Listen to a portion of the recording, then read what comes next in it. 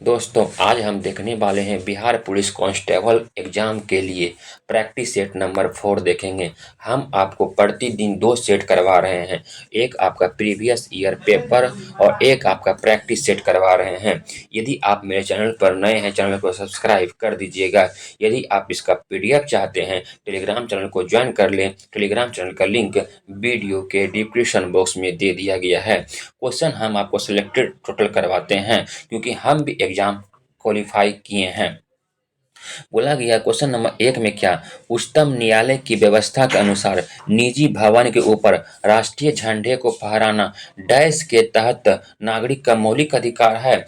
बोला गया है कि उच्चतम न्यायालय के अनुसार निजी भवन मतलब अपना घर पे आप झंडा फहरा सकते हैं। किस आर्टिकल के तहत? तो आर्टिकल आपका 19 का 1 का ए हो जाएगा, ऑप्शन नंबर बी हो जाएगा।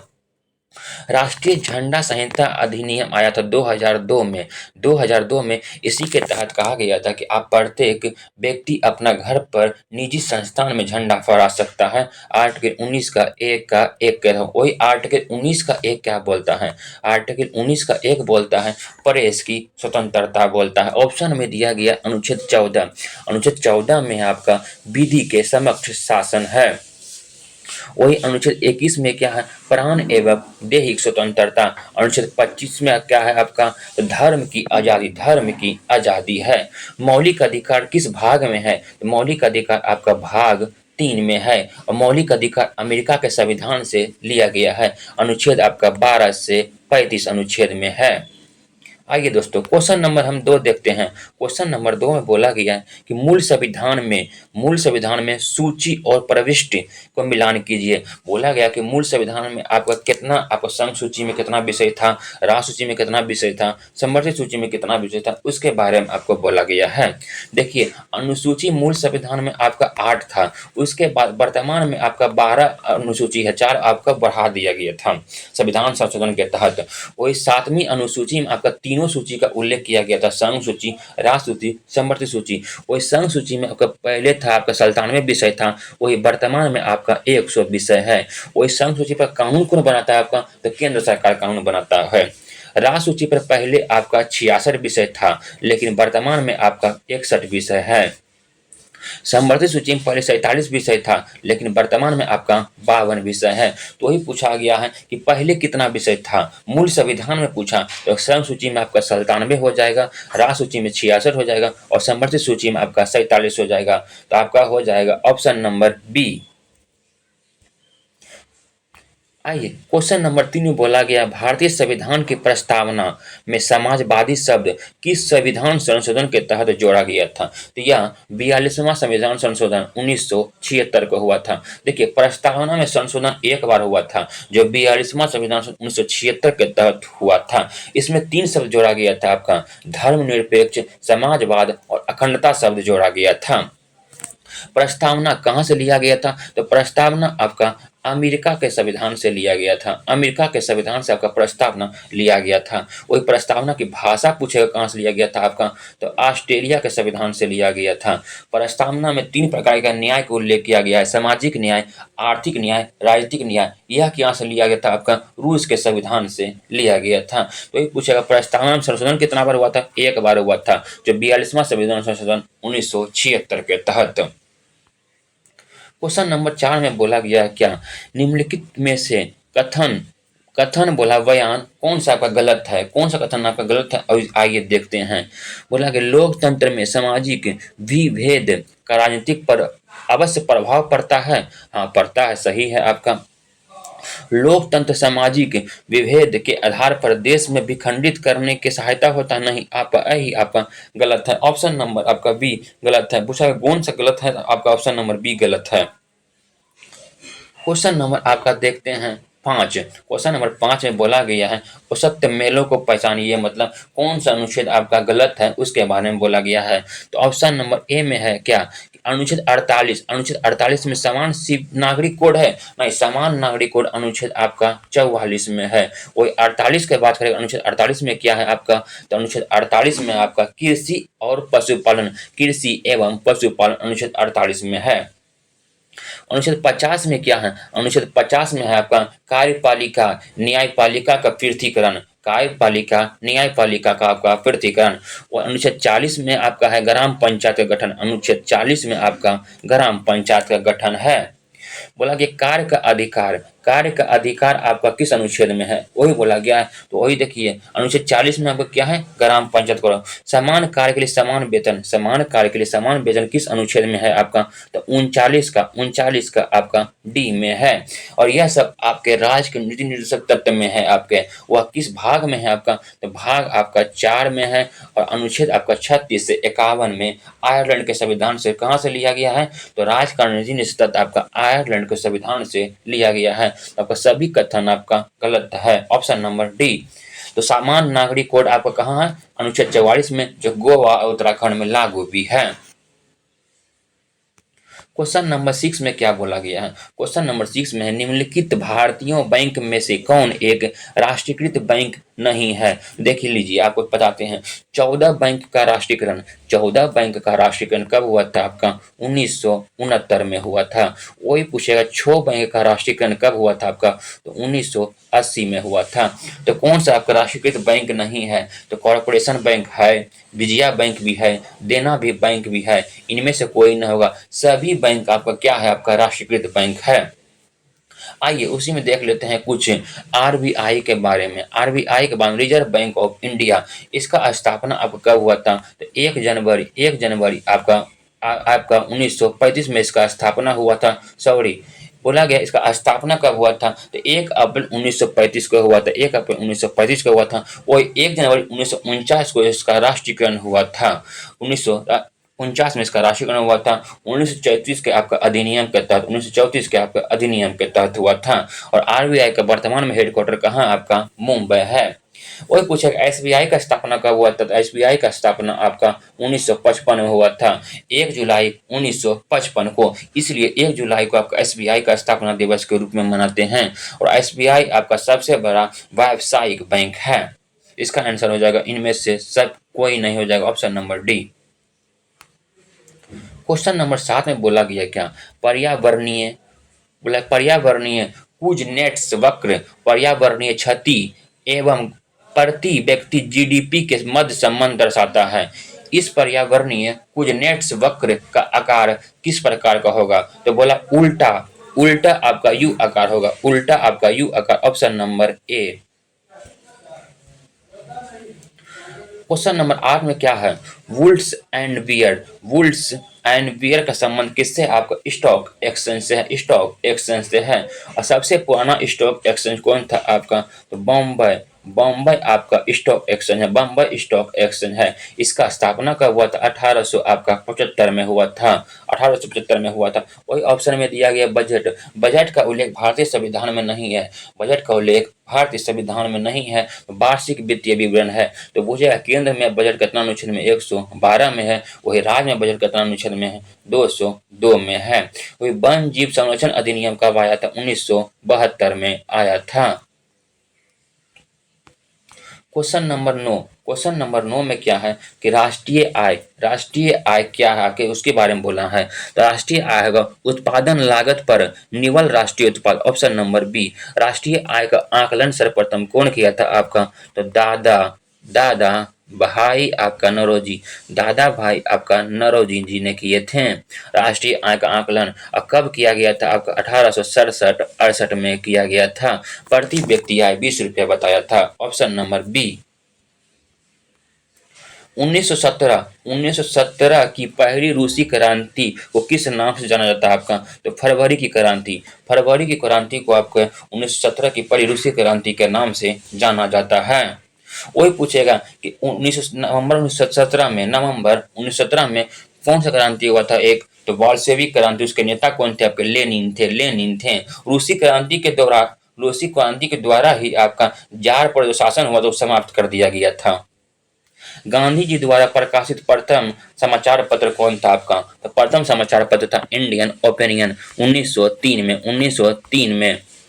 दक्षिण अफ्रीका में वही पूछेगा। हरिजन समाचार पत्रिका कब आया था? 1933 में, ये भी गांधी जी के द्वारा। और नवजीवन समाचार पत्र आया था गांधी जी के द्वारा कब? 1919 में। और वही यंग इंडिया आया था कब? तो यंग इंडिया आया था भी 1919 में ही, यंग इंडिया भी 1919 में आया था।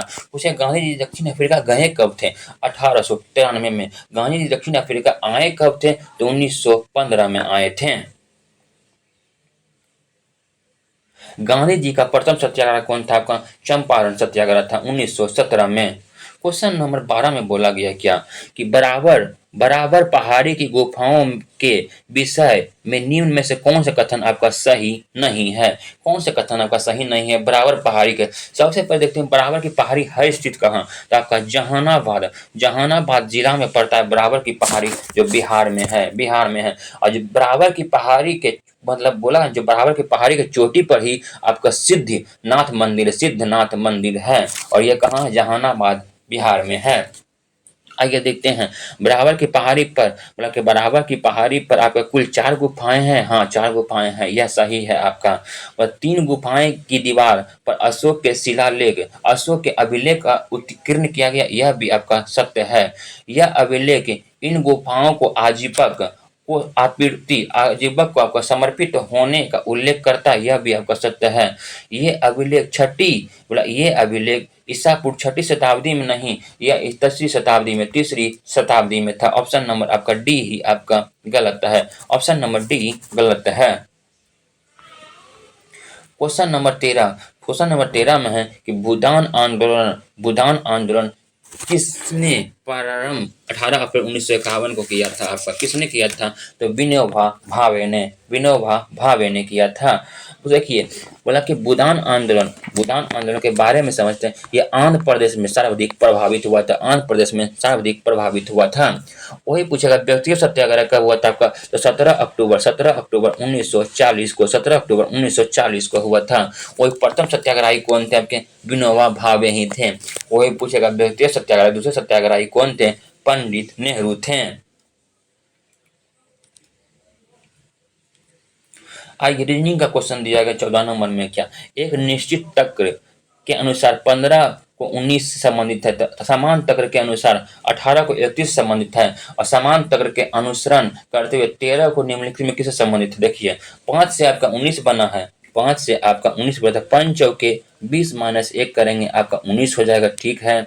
वही बोला गया 8 को 31 बनाया गया, तो 8 चौके 32 बराबर 8 चौके 32 माइनस 1 करेंगे तो आपका 31 हो जाएगा। उसी प्रकार से आपका 13 गुना 4 करेंगे कितना हो जाएगा? 52, और माइनस 1 करेंगे तो आपका 51 आंसर हो जाएगा। Option number B.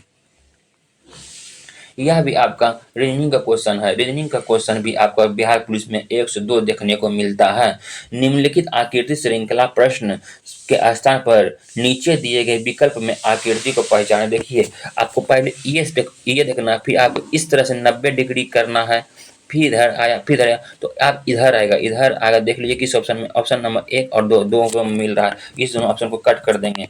इसको एक छोड़ के रंग रहा, एक छोड़ के रंग रहा। देखिए इसको एक छोड़ के यहाँ रंगेंगे, इसको छोड़ेंगे, इसको बीच में रंगेंगे। ऑप्शन नंबर ए हो जाएगा। एक फोटो को देखते हुए अंजलि ने कहा, वह मेरे पिता के इकलौते बेटा है। तो फोटो के देख रहे व्यक्ति के अंजलि से क्या संबंध है? क्या संबंध है आपको उसको देखिए, आपको क्या संबंध है? बोला कि अंजलि फोटो को इशारा करते हुए कहा था, फोटो को इशारा करते कहा, क्या कहा कि मेरे पिता के इकलौते बेटे, मेरे पिता के आपको क्या है? आपका इकलौते बेटे। तो अंजलि से उस फोटो को देख रहे व्यक्ति अंजलि से क्या संबंध? अंजलि से क्या संबंध आपका? तो भाई का संबंध है, भाई का संबंध। ऑप्शन नंबर बी, भाई का संबंध है। और बोला गया है क्या 17 नंबर क्वेश्चन में? 17 नंबर क्वेश्चन में क्या है? आइए देखते हैं। 17 नंबर में इंग्लिश था, उसको स्किप कर दिया गया। हिंदी आइए देखते हैं। अनुच्छेद के निम्नलिखित वाक्य को सही क्रम बताएं। बोला गया सही क्रम बताने के लिए कि इसका सबूत जिले में विभिन्न स्थानों पर पाए जाने वाले शिलालेख, सिक्के, दुर्गा मंदिर ब्रैकेट में है, और अन्य वस्तुओं जिसका संबंध समुद्रगुप्त, चंद्रगुप्त और स्कंदगुप्त शासन काल में था। अब देखिए क्रम वाइज सजाना है आपको, क्या क्रम वाइज सजाना है? तो आपको हम सुनाते हैं आपका। बोला क्या कि पहले हो जाएगा आपका दमोह का इतिहास सब सब बहुत प्राचीन था। दमोह का इतिहास बहुत प्राचीन था। यह आपका एक नंबर में हो जाएगा, ऑप्शन नंबर डी देख लीजिए। उसके बाद क्या बोला गया है, उसके बाद हो जाएगा कि संग्रामपुर में मिले प्रमाणिक काल के पाषाण हथियार इस बात का साक्ष्य है कि यह स्थान करोड़ों वर्ष पहले से मानव की सभ्यता का पालन करता। ऑप्शन नंबर हो जाएगा ई बी में हो जाएगा आपका। उसके बाद हो जाएगा 5वीं शताब्दी में यह पाटलिपुत्रा के भव्य शक्तिशाली गुप्त साम्राज्य का हिस्सा था। यह भी तीसरा नंबर में हो जाएगा, सी नंबर में। उसके बाद आपका ये डी नंबर में हो जाएगा। तो option number B, D B C A. बोला गया क्वेश्चन की नंबर क्या है आपका 26 से कि सूरदास और नंददास की काव्य रचनाओं की किस भाषा में लिखा गया था आपका, तो ब्रज भाषा में। ब्रज भाषा में। देख लो साकेत नगरी, देख लो साकेत नगरी है, यही स्वर्ग से मिलने गगन जा रही है। इस पंक्ति में किस अलंकार का प्रयोग किया गया है, इस पंक्ति में आपका किस अलंकार का प्रयोग किया गया। जिस अलंकार क्या होता है देखिए, जहां किसी वस्तु को बढ़ा चढ़ा कर बोलेगा सीधे आ जाएंगे क्या, अतिशयोक्ति अलंकार में। ऑप्शन नंबर बी देख लिए, देख लो साकेत नगरी यही स्वर्ग में मिलने का गगन है, बढ़ा चढ़ा के बोल रहा है तो अतिशयोक्ति अलंकार में हो जाएगा। सही कथन को चुनिए, शुद्ध वाक्य का चयन कीजिए। मैं पूरी रात में जागता रहा, मैं पूरी रात में जागता रहा, ये गलत है आपका। मैं सारी रात जागता रहा, ऑप्शन नंबर बी सत्य है। शुद्ध वर्तनी का चयन करिए, शुद्ध वर्तनी मृत्युंजय, गलत है। मृत्युंजय ये भी गलत है, ये हो जाएगा आपका सही मृत्युंजय, ऑप्शन नंबर सी। उस्ताद का पर्यायवाची शब्द क्या होगा, उस्ताद का पर्यायवाची निपुण भी होगा, गुरु भी होगा, प्रवीण भी हो जाएगा, विद्वान भी हो जाता है, ऑप्शन नंबर डी। आइए बोला दिए गए वाक्य के लिए उसके नीचे दिए गए विकल्प के उसके दिए गए विकल्प में से उसके प्रकार को चिन्हित कीजिए। जो करे सो भरे, जो करे सो भरे, यह कैसी वाक्य है आपका, मिश्र वाक्य है। रेखांकित वाक्य के लिए एक शब्द का चयन कीजिए। भारतीयों की बुरी दशा, बोला बुरी दशा के बाद बुरी दशा को हटा के कौन सा वाक्य देंगे वही देखना है। बुरी दशा को देखकर गांधी जी का मन द्रवित हो गया, दुर्व्यवहार हो गया।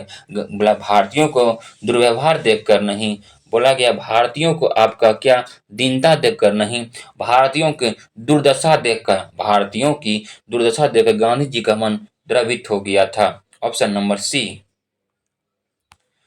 फिजिक्स से क्वेश्चन है, लाइट चैप्टर। बोला जब एक उत्तल लेंस 40 सेंटीमीटर की दूरी पर वस्तु में को रखा जाता है तो उस वस्तु का एक आभासी प्रतिबिंब बनता है, तो लेंस की फोकस दूरी कहाँ होगी, 40 सेंटीमीटर से अधिक।